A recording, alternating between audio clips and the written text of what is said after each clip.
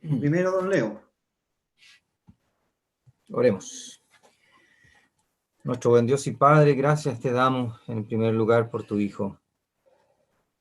Gracias te damos por su persona incomparable, sin igual, todo suficiente. Gracias te damos por su sacrificio único y perfecto, realizado y consumado allí en el altar de la cruz. Agradecidos estamos de poder estar juntos nuevamente, de esta manera, a pesar de las circunstancias, poder congregarnos para poder adorarte, bendecir tu nombre y recordar tu ser glorioso, para deleitarnos en las perfecciones de tu ser y para hacer memoria de quien nos amó y se entregó a sí mismo por nosotros. Gracias por los hermanos, gracias por nuestra familia espiritual, gracias por poder saber de ellos que están bien, y sabemos que aunque nos toque la enfermedad o nos toque partir, no has fallado en ningún momento, no es que haya dejado de estar tu brazo poderoso sin el control de toda la situación. Padre, gracias por estas circunstancias, sabemos que es para nuestro bien, sabemos que tú estás llamando a tu pueblo y estás llamando a los perdidos a la salvación. Pedimos en esta hora reunidos por tu palabra y rogamos tú la bendigas. Ayudes a nuestros hermanos, tú les bendigas, les guíes en todo. Te lo rogamos en el nombre glorioso, perfecto de nuestro Señor Jesucristo. Amén. Amén. Y vamos a pedir también a nuestro hermano don José Rodríguez, por favor. Le abrimos el micrófono.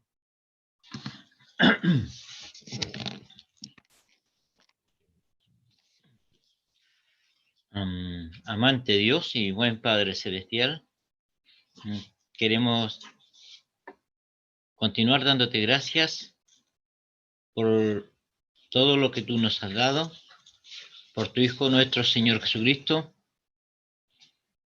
que en este primer día de la semana le honramos y glorificamos su santo nombre por dándonos tantos privilegios y bendiciones que antes no teníamos. Queremos también pedirte por lo que será la exposición de tu palabra.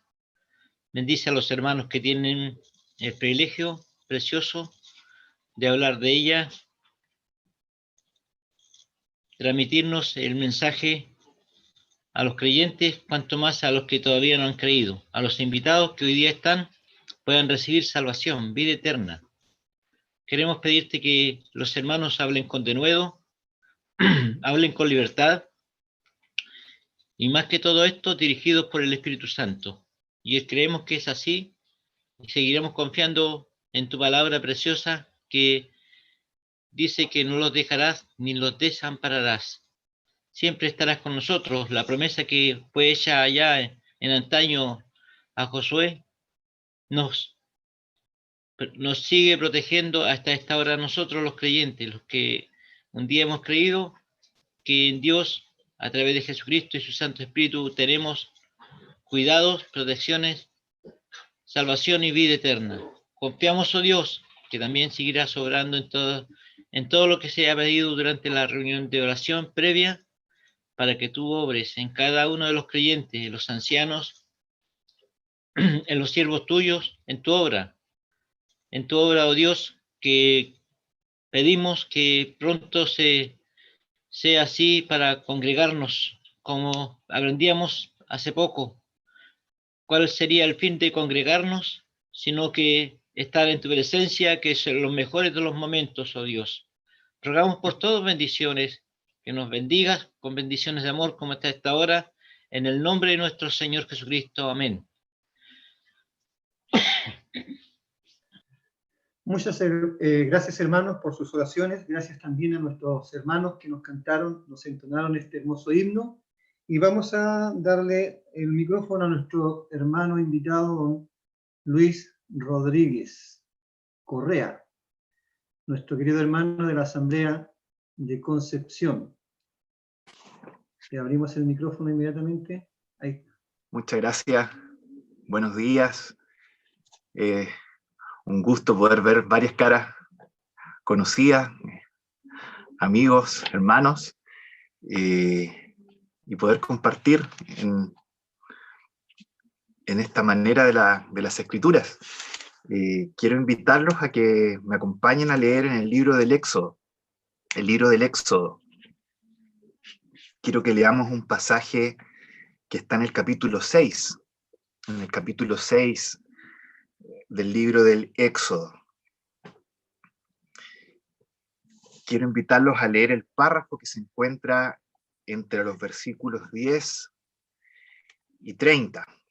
Éxodo capítulo 6, versículos 10 al 30.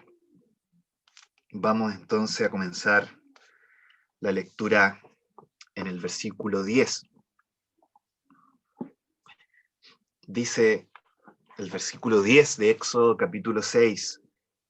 Y habló Jehová a Moisés, diciendo: entra y habla a Faraón, rey de Egipto, que deje ir de su tierra a los hijos de Israel. Y respondió Moisés delante de Jehová: he aquí los hijos de Israel no me escuchan.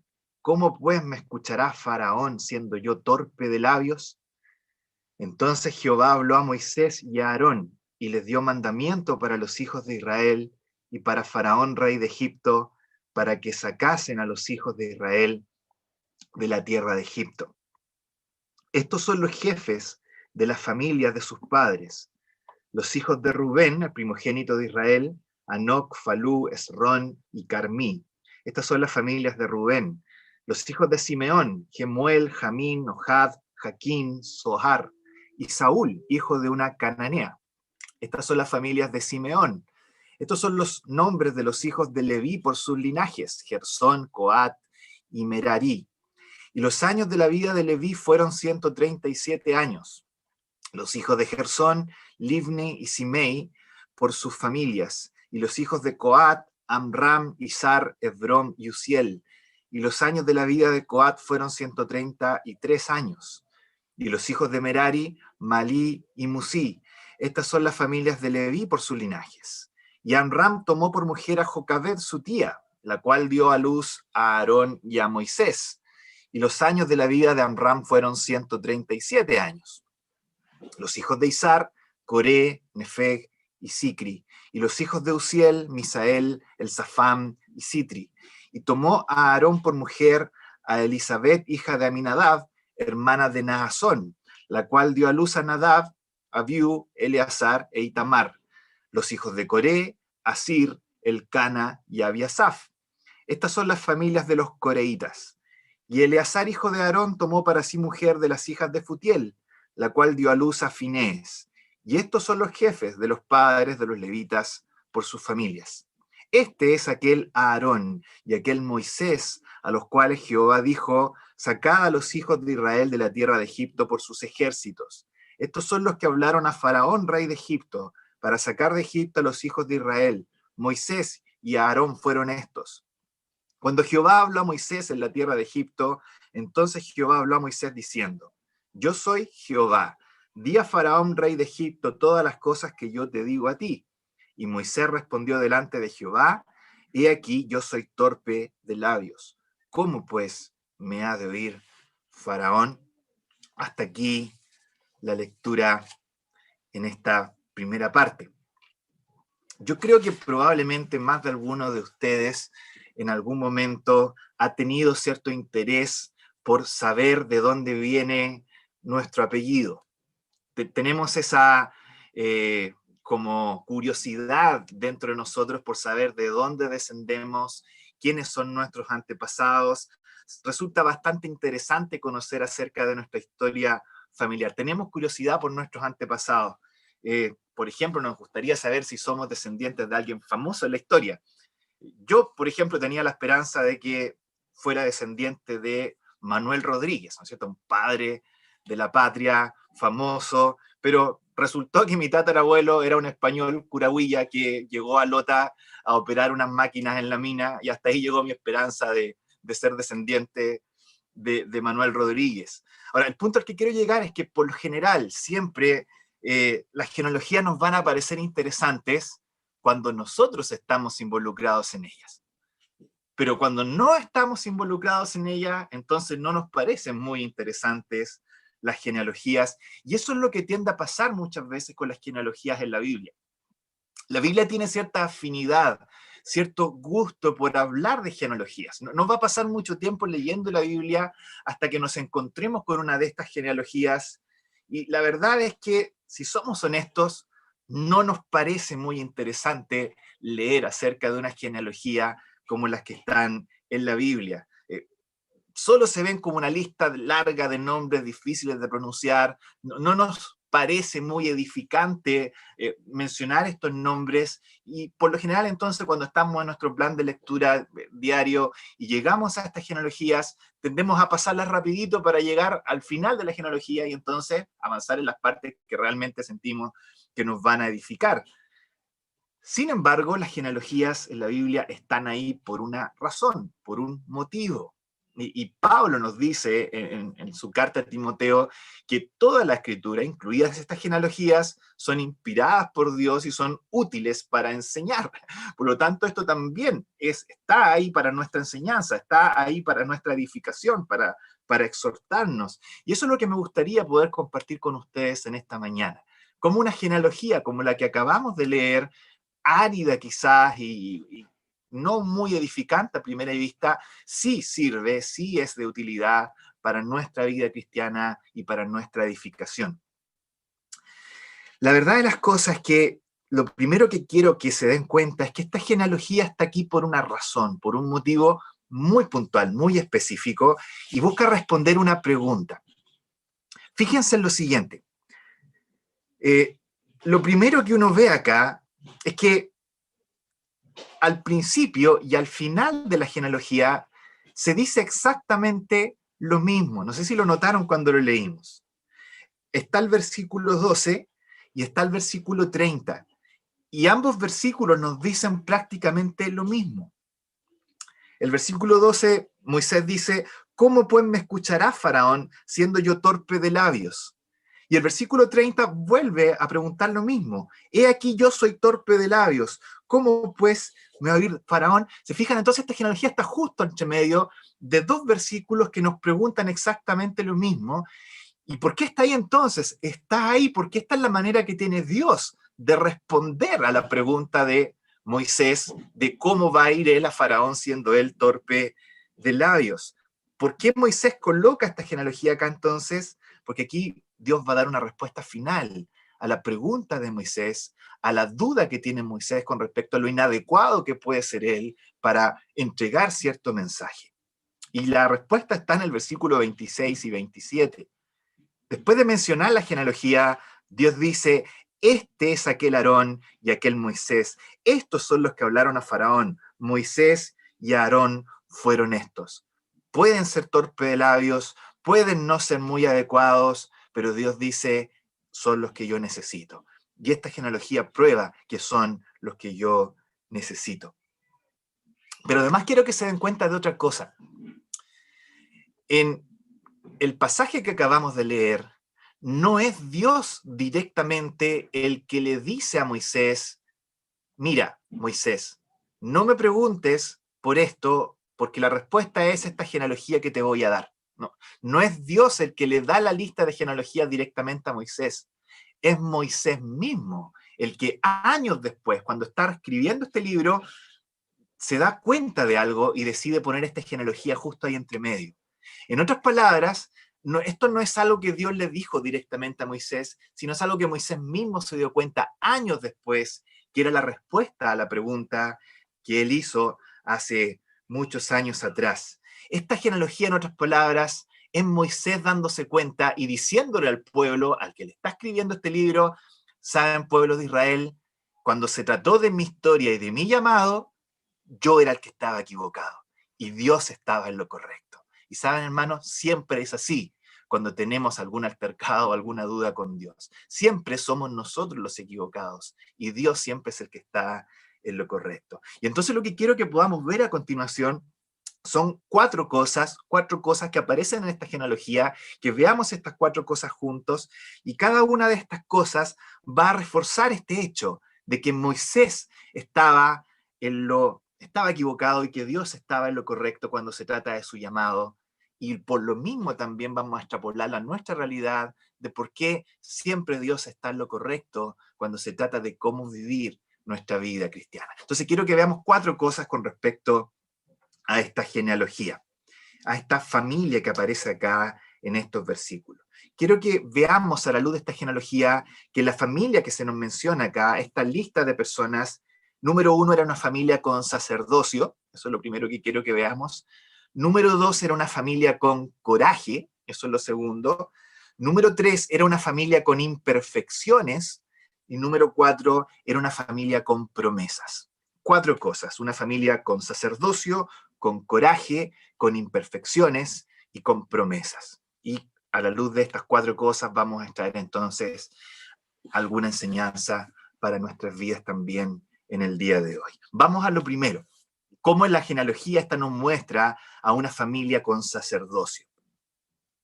La verdad de las cosas es que, al igual que las otras genealogías de la Biblia, estas genealogías son bastante selectivas. No te mencionan todos los posibles descendientes que salieron de las primeras personas que se mencionan. Al contrario, van escogiendo a ciertos representantes de cada generación y se centran específicamente en ellos. Buscan centrarse en cierta línea particular. Y cuando miramos esta lista que acabamos de leer, nos vamos a dar cuenta de que aquí no están lanzados los nombres al azar, sino que se trata de una cuidadosa selección de los descendientes, ¿saben de quién? De la línea de Leví, de la línea de Aarón, de la línea de los sacerdotes. De eso se trata esta genealogía. Es la línea levítica, que comienza con Leví en el versículo 16, que termina con Finés en el versículo 25 y que deja a Aarón justo al medio en el versículo 10. Por lo tanto, lo primero que tenemos que sacar a la luz de esta genealogía es que Dios nos está intentando mostrar una familia de sacerdotes. Y eso es lo primero que podemos deducir. No presenta, si ustedes se fijan, a todos los 12 hijos de Jacob. Solo nos presenta a los 3 primeros. Y si nos presenta a los 2 anteriores, es simplemente para llegar a Leví. Y de ahí se olvida del resto de los hijos de Jacob. Luego, de todos los nietos de Leví, solo se interesan los hijos de Coat. Ahí se centra y sigue para abajo. Y es obvio, porque Aarón desciende de Coat. ¿Se fijan? Hay una selección acá. Pero hay algo incluso más curioso todavía. Si ustedes continúan, se van a dar cuenta que ni siquiera Moisés es mencionado en primera plana. Siempre Aarón va primero. De hecho, ni siquiera la esposa y los hijos de Moisés son mencionados. Es mencionada la familia que viene de Aarón. ¿Por qué? Porque de Aarón vienen los sacerdotes. Y eso es lo que está intentándose comunicar acá en estos versículos. Ese es el primer énfasis acá. Moisés y Aarón vienen de una familia con sacerdocio. Ese es aquel Aarón, ese es aquel Moisés. Vienen de esta familia, una familia con sacerdocio. Ahora, ¿por qué es importante esto acá? Piensen ustedes en cuál es la labor de los sacerdotes. ¿Qué es lo que hace un sacerdote? Un sacerdote, en pocas palabras, es alguien que está representando a Dios delante del pueblo y al pueblo delante de Dios. Es un intermediario, un sacerdote entre Dios y el pueblo. ¿Y no es eso justamente lo que Moisés tenía que hacer cuando liberó a Israel? Representar a Dios y representar al pueblo. ¿Se fijan entonces por qué está esta genealogía acá? ¿Por qué es tan importante que esté? ¿Y cómo esta responde la pregunta de Moisés? Moisés dice: yo no soy capaz de hacer esto, Señor.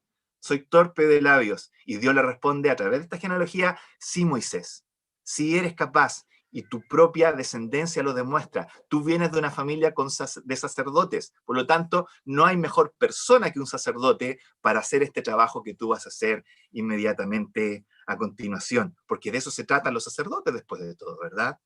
Bueno, Moisés, años después, cuando escribe el libro del Éxodo, se da cuenta de esto y dice: es verdad, en realidad yo era un sacerdote, yo era el más indicado para hacer esto y debía haber actuado distinto a cómo actué cuando cuestioné al Señor hablando de que era torpe de labios. Eso es lo que está reconociendo Moisés acá.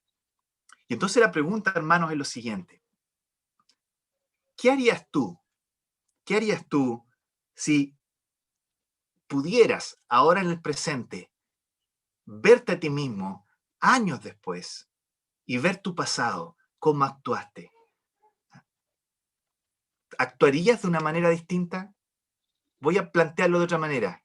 Si tú pudieras viajar al futuro, verte a ti mismo en el futuro, ver cómo estás viviendo ahora, recapacitar sobre estos años en los que estamos ahora, ¿harías las cosas de manera distinta? ¿Habrían cosas a las que les darías más importancia? ¿Otras cosas que no serían tan prioritarias en tu vida? Eso es lo que está haciendo Moisés acá. Moisés acá está recapacitando hacia atrás y está diciendo, hay cosas que no debía haber dicho, hay cosas que no debía haber hecho, hay prioridades que no eran las prioridades correctas. Y la pregunta es, hermano, ¿qué de tu vida? Si pudieras ir al futuro y mirar cómo estás viviendo ahora, a la luz de la eternidad, ¿habrían cosas que cambiarían en tu vida? Piénsalo, piénsalo. Después de todo, hermano, tú también eres un sacerdote y estás llamado a vivir una vida digna de la profesión a la que fuiste llamado. Y este pasaje entonces es lo primero que nos muestra. Debemos tener cierta prioridad a la luz de lo que somos delante del Señor, así como Moisés acá tiene que recapacitar y decir, por lo que yo soy, debía haber hecho ciertas cosas de manera distinta. Una familia con sacerdocio, eso es lo primero. Pero en segundo lugar, esta genealogía también nos muestra a Moisés y Aarón en una familia con coraje. Fíjense en lo siguiente. Cuando hablo de coraje, me refiero a que esta es una familia no de personas tibias, pusilánimes, que no hacen absolutamente nada. Esta es una familia con corazón, familia de personas muy sanguíneas, que eran capaces de llevar sus convicciones hasta los extremos más impensados posibles. Y esta genealogía nos muestra justamente eso. Esta no es gente tibiecita, esta es gente jugada. Fíjense que las personas que aparecen acá, la que empieza la genealogía y la que termina la genealogía, difícilmente pueden llamarse personas pasivas. Ambos, el que empieza y el que termina la genealogía, se caracterizan por protagonizar historias bastante chocantes, de hecho. Al principio se encuentra Leví. Leví es el primero de la genealogía, y cuando pensamos en Leví, como normalmente lo asociamos al sacerdocio, a los levitas, normalmente nos imaginamos a alguien bastante compuesto, bastante protocolar, bastante dueño de sí, hasta que leemos Génesis 34, y ahí nuestra impresión desaparece absolutamente. En Génesis 34 tenemos a Dina, hermana de Simeón y de Leví, que es abusada sexualmente por un príncipe llamado Siquem.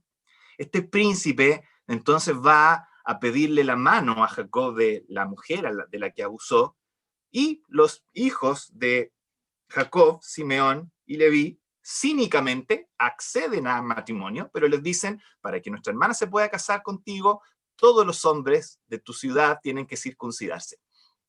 Curiosamente, todos los hombres de la ciudad acceden a circuncidarse, pero al tercer día, cuando están en el periodo más doloroso de la cirugía, incapacitados para moverse, Simeón y Leví van con una espada, asesinan a todos los hombres de esa ciudad, sacan a Dina y se la llevan a su casa. Por supuesto, también matan a Siquem y se devuelven. Ese es Leví, violento, sanguinario, vengativo. El mismo Jacob dice de ellos, Simeón y Leví son hermanos, armas de iniquidad sus armas, en su furor mataron hombres, maldito su furor, que fue fiero.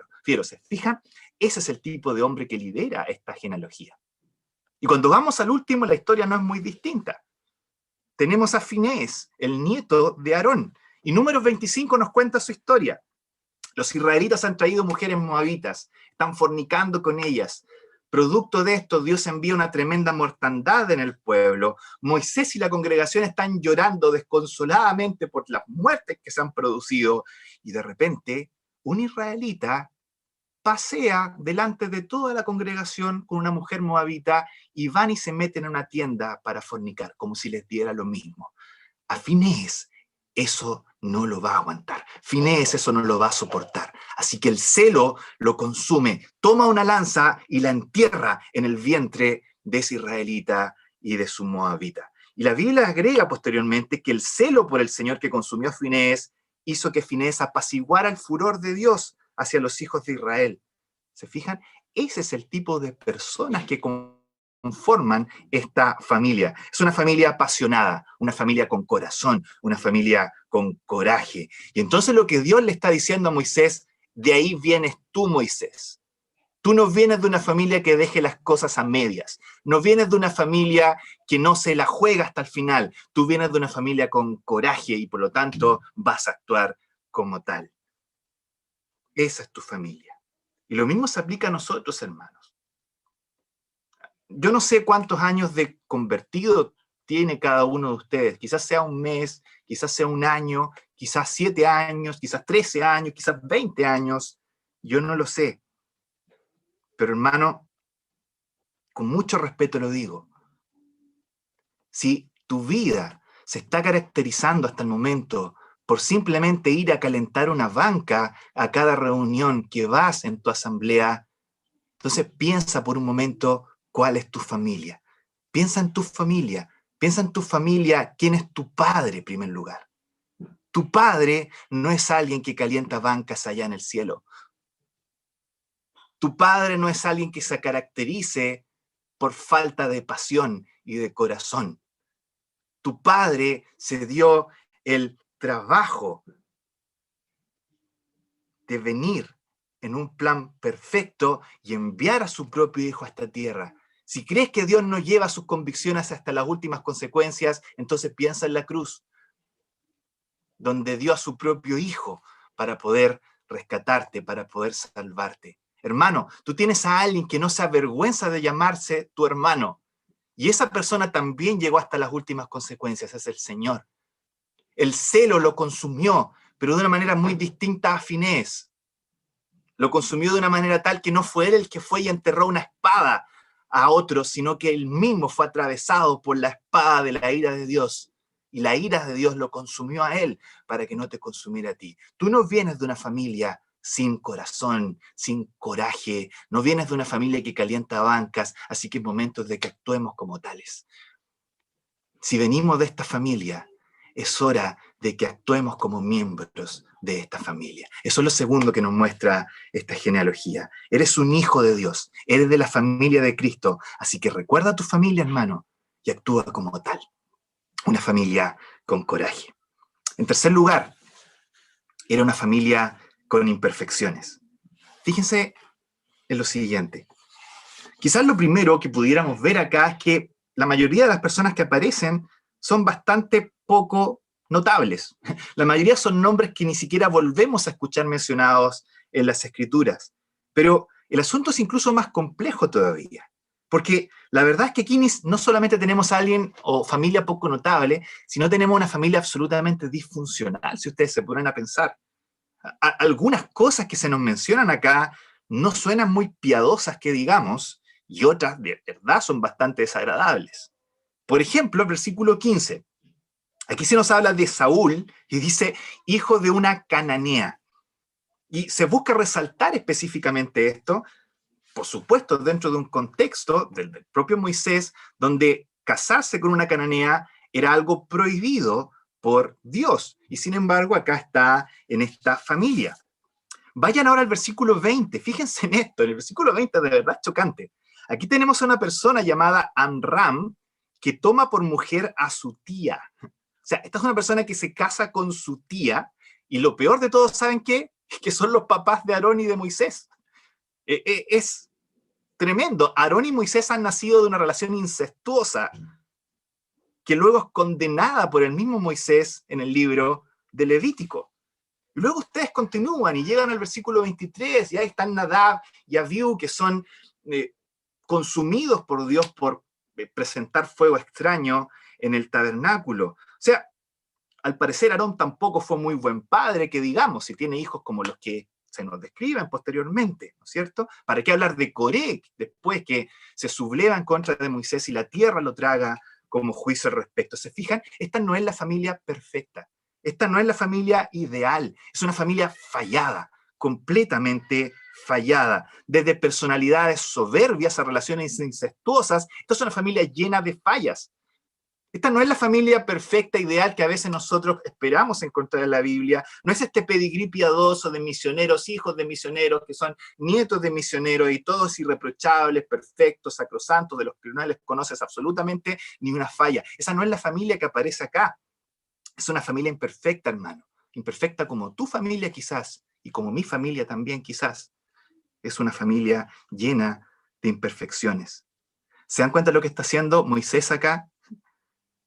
Es curioso, Moisés está tomando todos los trapitos sucios, por así decirlo, de su familia y lo está sacando al sol. Está tomando todos los antecedentes vergonzosos de su propia familia y los está exhibiendo delante de todo el pueblo en un libro, para que esta pecaminosidad y fealdad se exhiba delante de todos, y nosotros nos preguntamos por qué Moisés hace esto. Es como si yo estuviera rastreando mis antecedentes y supiera que uno de mis tatarabuelos era uno de los principales asesinos genocidas en la Segunda Guerra Mundial. Obviamente yo no lo voy a mencionar en mi genealogía, me voy a quedar callado, pero Moisés lo está mencionando y la pregunta es ¿por qué? La respuesta está en el versículo 26 nuevamente. Este es aquel Aarón, este es aquel Moisés. Vienen de familias imperfectas, pecaminosas, pero aún así pudieron ser usados. Moisés dice, soy torpe de labios. Y Dios le responde, sí, Moisés, no eres perfecto, y yo lo sé perfectamente bien. Tu familia está llena de imperfecciones y de disfuncionalidades, y aún así sabiendo eso te estoy eligiendo, porque yo no necesito familias perfectas, dice Dios, necesito voluntades que estén sujetas a mí. Y eso se aplica también a nosotros, hermanos. No se trata de tener la vida perfecta, no se trata de tener los antecedentes perfectos, no se trata de tener la genealogía perfecta, se trata de tener la disposición para obedecer y hacer la voluntad de Dios con mansedumbre. Eso es lo que nos está enseñando este pasaje. Dios está buscando voluntades que quieran someterse a Él. A veces pensamos por ciertos antecedentes familiares nuestros, de padre o de abuelos nuestros, que estamos imposibilitados para hacer ciertas cosas, y no es así. Dios no busca antecedentes familiares perfectos, pedigrís perfectos, aristocracias asambleístas. Dios busca voluntades que estén sometidas a Él para servirle de corazón. Y eso basta. Y eso es lo que se nos está mostrando acá en esta genealogía. Así que no dejes que esa, quizás, historias o antecedentes en tu familia, hermano, te impidan servir al Señor de corazón. Una familia imperfecta. Creo que estoy excediéndome en el tiempo, así que voy a pasar rapidito por el último punto, que es una familia con promesas. No más de 5 minutos, lo prometo. Entonces, lo último que quería mostrarles es que esta es una familia en la que se encuentran contenidas dos grandes promesas. Voy a dejar una de lado y me voy a centrar en la que creo yo que es la promesa más importante que se menciona acá. Fíjense que en esta genealogía tenemos a dos mujeres que se nos mencionan por su nombre. Una Jocabed, la otra Elizabeth. Y se nos agrega, innecesariamente, porque esto no afecta en nada a la genealogía, que Elizabeth es hija de Aminadab y hermana de Naasón. ¿Por qué son mencionados Aminadab y Naasón? Bueno, resulta que ambos nombres, o ambas personas, vienen de la familia de Judá, que es la familia de la realeza. Y por lo tanto, lo que tenemos, curiosamente, en esta genealogía, es una extraña mezcla de la tribu sacerdotal con la tribu real. Tenemos una extraña mezcla de sacerdote y de rey en una misma genealogía. Algo que es extraño dentro del pueblo de Israel, algo que no debiera hacerse, de hecho, delante del pueblo de Israel con tanta liviandad. Ustedes tienen historias a lo largo del relato de Israel, de reyes que intentaron unir estas cosas y les fue bastante mal. Ustedes tienen ahí a Saúl, por ejemplo, real, el rey, buscando ofrecer sacrificios, trayendo el tabernáculo. el arca, y no le va bien, no le va bien. Samuel le aplica su reprensión bastante severa. Tienen a Usías posteriormente, ¿no es cierto?, ensoberbeciéndose y tratando de ofrecer sacrificios y es atacado con lepra. Entonces, a lo largo de la historia de Israel, vemos que esta unión entre sacerdote y rey es muy esquiva, no es algo que se pueda dar con tanta liviandad, hasta que llegamos finalmente, hermanos, a una última genealogía, donde también, curiosamente, hay mujeres mencionadas, y donde también, curiosamente, tenemos una unión entre la familia real y la familia sacerdotal. Es la genealogía de Cristo, el rey y el sacerdote prometido. Esa es la gran promesa que se nos vislumbra en esta genealogía. Va a haber un sacerdote y rey que va a cumplir con estas dos labores. Va a haber un sacerdote y rey que va a venir de una familia quizás que se va a ver disfuncional a la luz del resto. Una madre soltera, podría decirse, en nuestros días actuales. Los fariseos lo blasfemaban de nuestro Señor y decían, no somos, al menos sabemos quién es nuestro Padre, tú ni siquiera sabes quién es tu Padre, eres un samaritano, y así también hablaban todo tipo de barbaridades de su familia. Pero es un rey sacerdote que viene lleno de corazón, lleno de coraje, lleno del celo de la casa de mi Padre que me consume, dice la Escritura, que viene como el mejor y verdadero Finés, para sufrir el castigo que nosotros merecemos para poder salvarnos. Esa es la promesa que se adelanta en esta genealogía y que nos lleva a nuestro Señor, y es la promesa que nosotros también disfrutamos en el día de hoy. Tenemos un Salvador que no solamente nos rescata, sino que nos coloca en su familia, y colocados en su familia, entonces ahora nosotros podemos pertenecer a ella y vivir vidas dignas de la familia de Dios en la que hemos sido colocados. Que el Señor nos ayude, que el Señor nos guíe a poder vivir vidas dignas de la familia a la que pertenecemos. Que esta genealogía, entonces, hermanos, ya para concluir, nos sirva para darnos cuenta de que incluso de pasajes como estos podemos extraer de repente enseñanzas que pueden ser muy valiosas también para nosotros. Que el Señor bendiga su palabra. No sé si oro yo o ora mi hermano Ricardo o alguien más. Continuamos con otra predicación, hermano. Perfecto. Muchas gracias, don Luis, por su mensaje, por la palabra entregada. Y ahora vamos a continuar en esta segunda parte de esta enseñanza de día domingo. Y la primera parte fue entregada para el pueblo de Dios, los creyentes, y en esta segunda parte vamos a hacer un llamado del Evangelio hacia aquellos que aún no conocen al Señor como su Salvador, para que también puedan pertenecer a la familia de Dios. Vamos a leer en esta segunda parte, un versículo en el Antiguo Testamento, en el libro de Isaías, en el capítulo 1 y el versículo 18. Y vamos a centrar nuestra enseñanza en esta segunda parte en lo que dice este versículo y por supuesto en lo que dice la palabra de Dios, no solo en el versículo, sino en lo que dice la Biblia. Isaías, el capítulo 1, el verso 18 dice: venid luego, dice Jehová, y estemos a cuenta. Si vuestros pecados fueren como la grana, como la nieve serán emblanquecidos. Si fueren rojos como el carmesí, vendrán a ser como blanca lana. Este versículo, en la lectura de la palabra de nuestro Dios. Es nuestro interés en esta mañana predicar el Evangelio. Esta buena noticia que llama a todo hombre, a toda mujer, a la salvación, a recibir el perdón de sus pecados, a recibir la salvación, la vida eterna que Dios ofrece como un regalo. ¿Qué mejor que en una mañana de día domingo, en que nos podemos conectar por este medio, en que también hay algunas personas conectadas a través de YouTube, que ustedes pueden recibir, estimados, la invitación a acudir al Señor.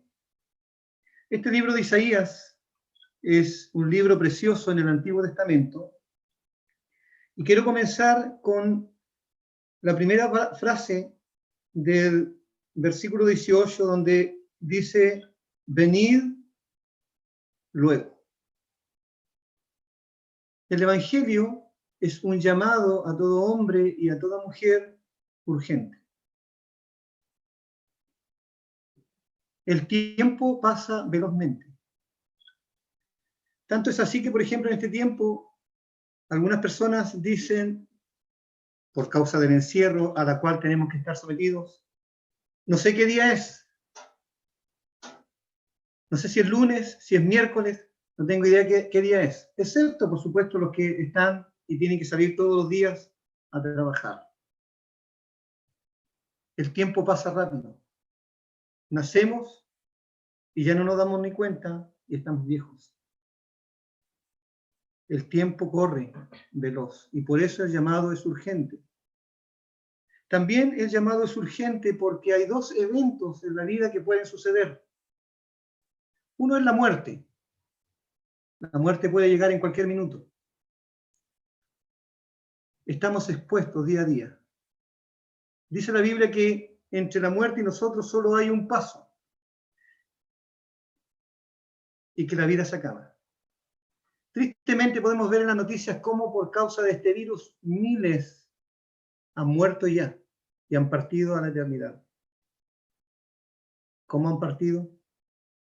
¿A dónde se fueron? Porque sí, la Biblia enseña, hay un cielo, pero hay también un infierno. Hay otro evento también que puede ocurrir, y que es la segunda venida del Señor. El Señor viene.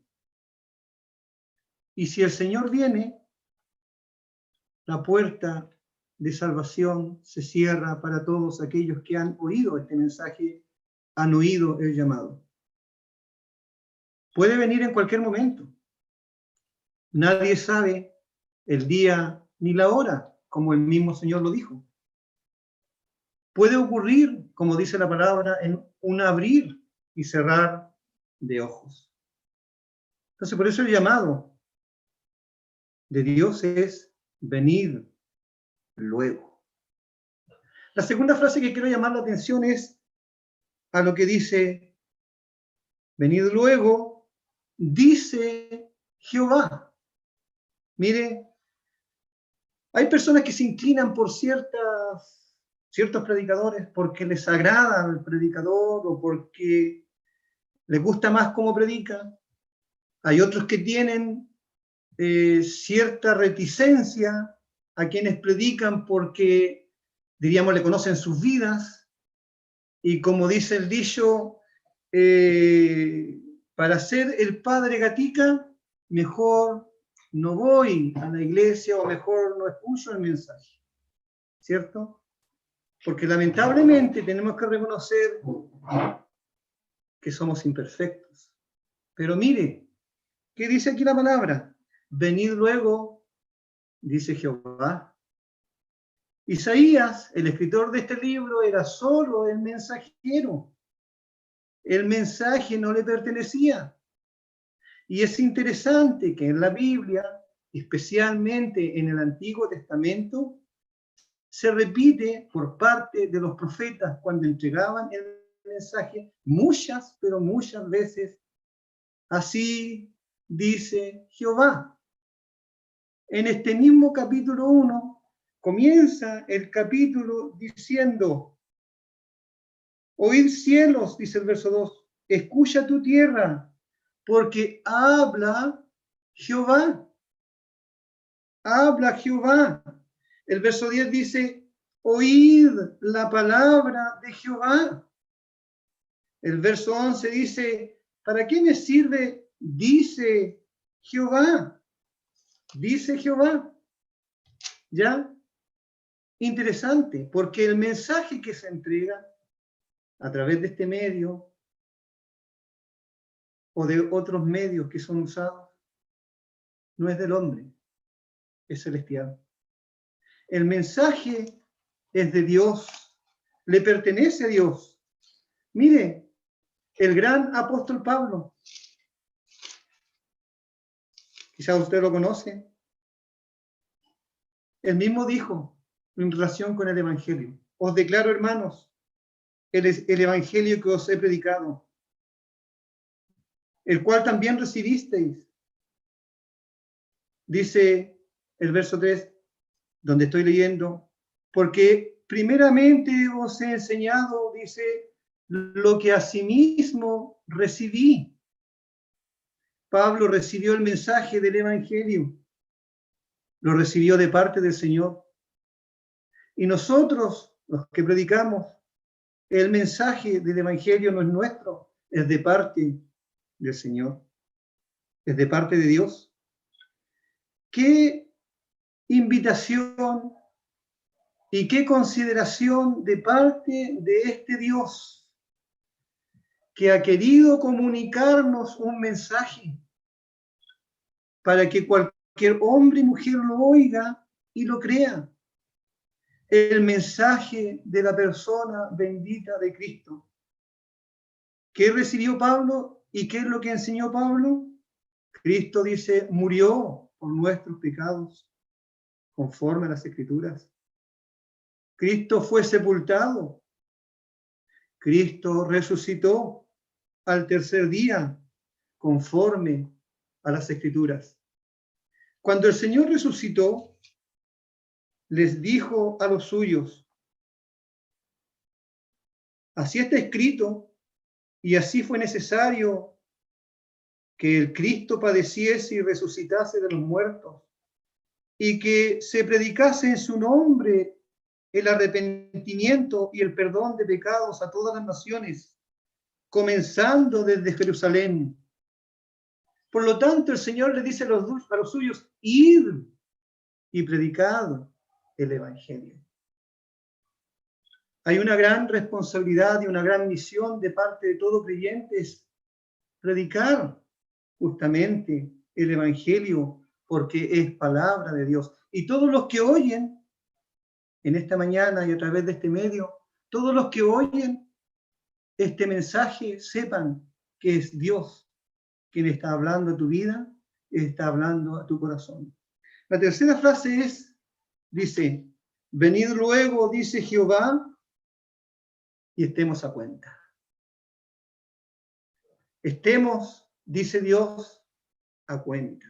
Hay otro versículo en la palabra de Dios que dice: prepárate para venir al encuentro de tu Dios. Prepárate, dice el Señor. Hay un llamado de parte de Dios lleno de amor, lleno de misericordia, pero también hablando la verdad en relación con nosotros. Estemos a cuenta, dice Dios. ¿Es que hay algún problema?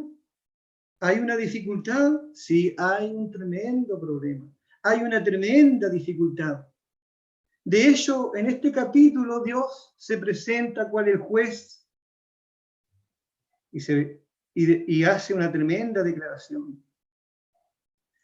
Él declara en relación con su pueblo y les dice: ustedes se rebelaron contra mí. Ustedes dejaron a Jehová. Ustedes provocaron al Santo de Israel. Ustedes se volvieron atrás.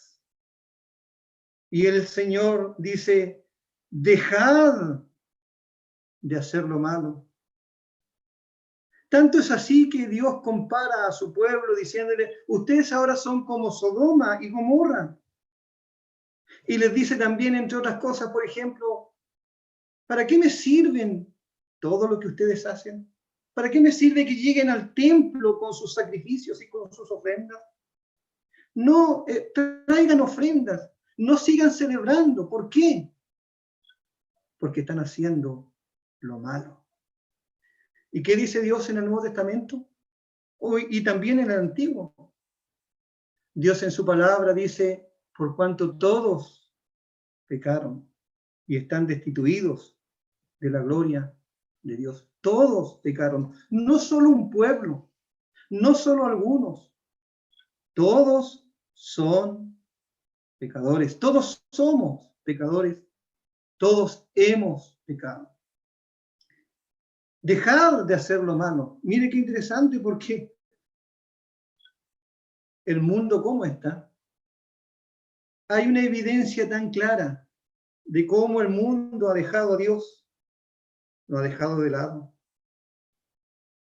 Se ha rebelado contra Dios, ha dejado de lado su palabra, ha dejado de lado sus mandamientos y se ha ido de lleno a hacer lo malo, a cometer pecados. Y Dios es el juez soberano. Y quiera el hombre o no, como dice la Biblia, llegará el día en que cada uno tendrá que dar a Dios cuenta de sí, cada uno. Y no importa, no es necesario ser el peor asesino, no es necesario ser el criminal más grande. No se trata de cuántos pecados estés cometiendo, sino de nuestra propia naturaleza. Somos, por naturaleza, pecadores.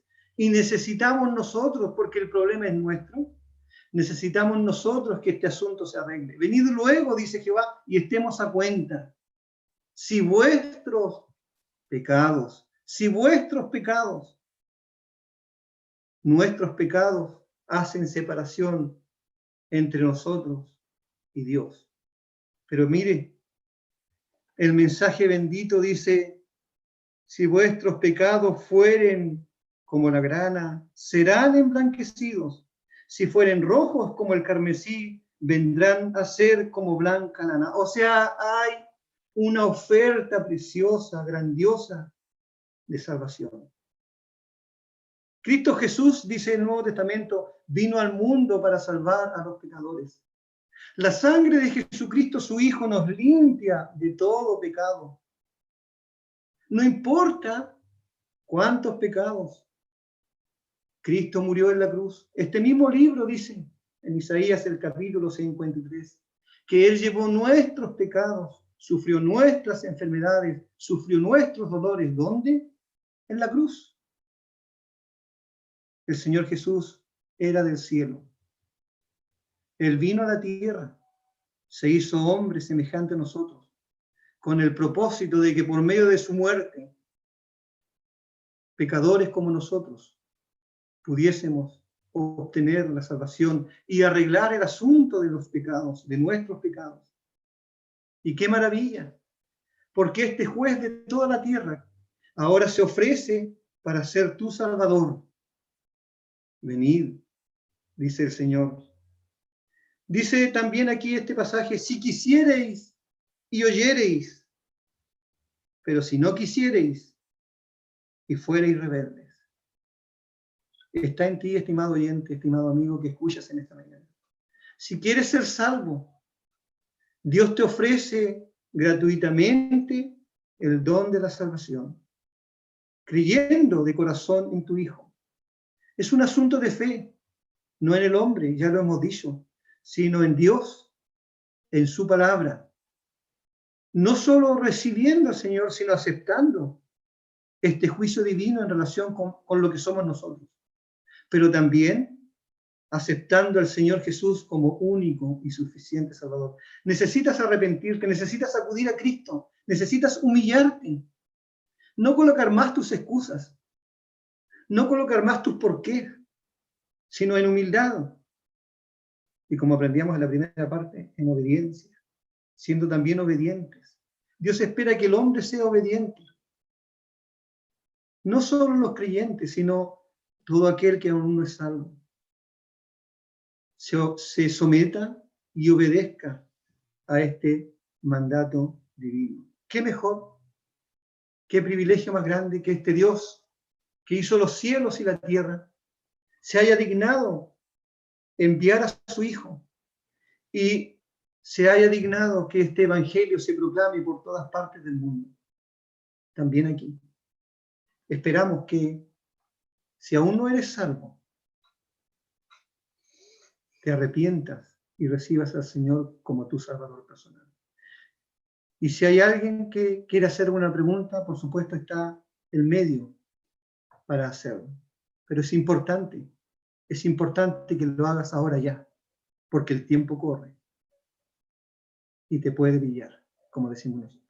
El Señor bendiga su palabra. Oremos.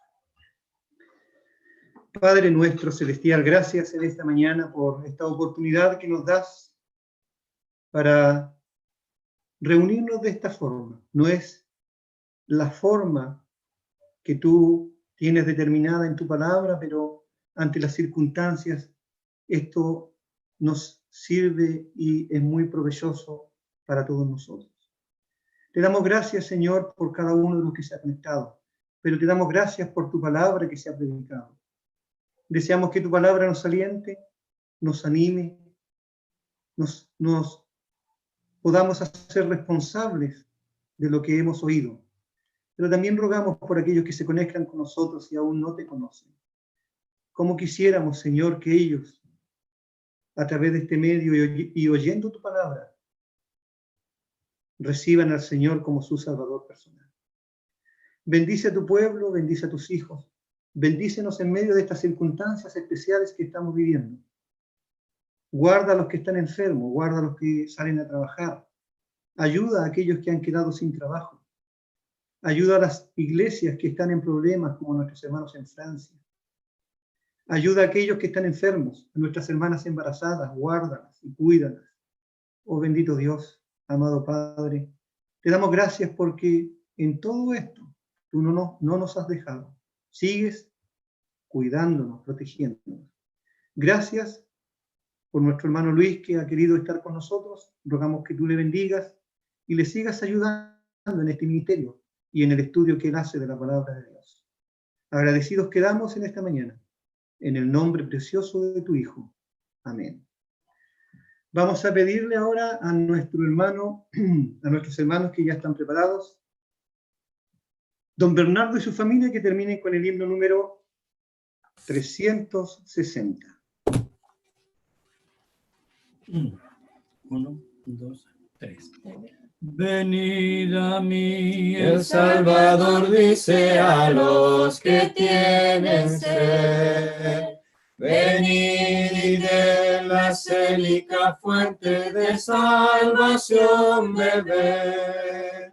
Su voz os llama del cielo, queréis a Cristo ir. Su salvación, cual libre don, podréis hoy recibir. Venid a mí, si andáis en trabajos, tendréis descanso así. Llevad mi yugo sobre vosotros y aprended de mí. Su voz os llama del cielo, queréis a Cristo ir. Su salvación, cual libre don, podréis hoy recibir. Jesús al corazón quebrantado jamás rechazará. Mas hay de quien no quiera oírle y en el pecado está. Su voz os llama del cielo, queréis a Cristo ir. Su salvación, cual libre don, podréis hoy recibir. Colmaros quiere de bendiciones el tierno Salvador. Jamás oigáis con indiferencia su dulce voz de amor. Su voz os llama del cielo, queréis a Cristo ir. Su salvación, cual libre don, podréis hoy recibir.